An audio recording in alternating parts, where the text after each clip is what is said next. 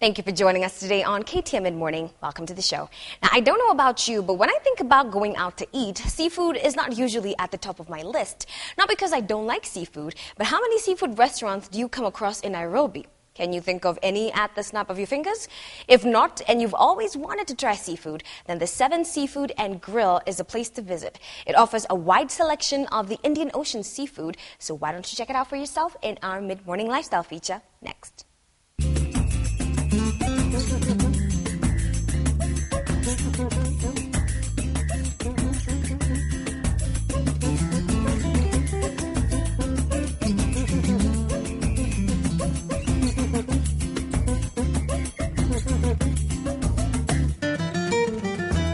Most Kenyans love their meats, but for those that want to keep their weight in check while still gaining a flavorful experience, seafood may just be the way to go.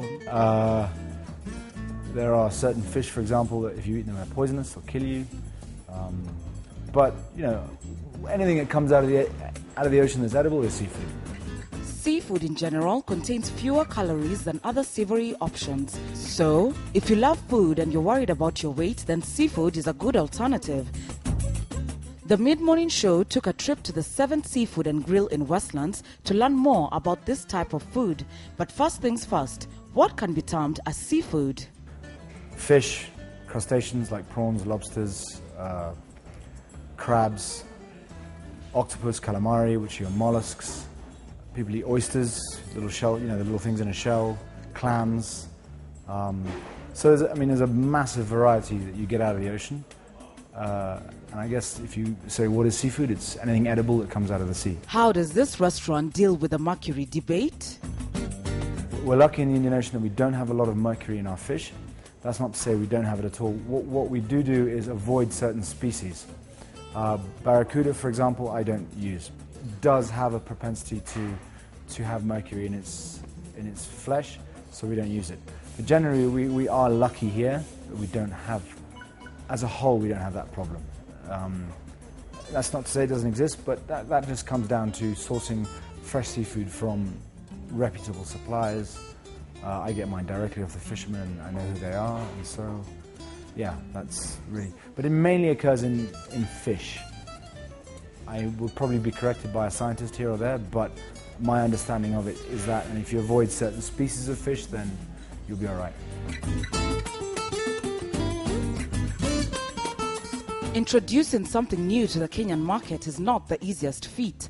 People are naturally curious and sometimes wary about a new product, even if it's food. I thought our clientele would be mainly your expat and maybe your Indian community.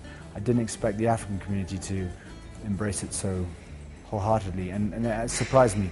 We get a lot of our clientele are Kenyans or Nairobians, really loving it, and because maybe there's something they don't get to eat at home, or I don't know what it is. So it has been pleasantly surprising from that point of view. 7's modern, minimal and contemporary decor with accents of ocean blue hues creates a calming and inviting environment, which brings all the focus to the food.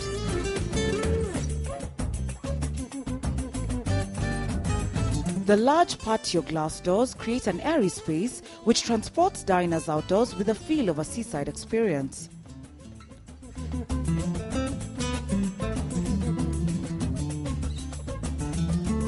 A quick drive around Nairobi will leave you with no doubt on the scarcity of seafood-centric restaurants. Indeed, as Jathwa tells us, seafood is a very delicate food to prepare. So the first thing, you have to make sure it's fresh.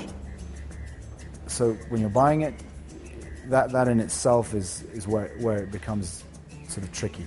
You have to buy fresh, good produce. And when you bring it back to the kitchen, it has to be treated well when you're cooking it. Delicately spiced, or whether it's heavily spiced or delicately spiced, the balance has to be correct. Otherwise you can overpower the flavors, and so it is not easy to cook it.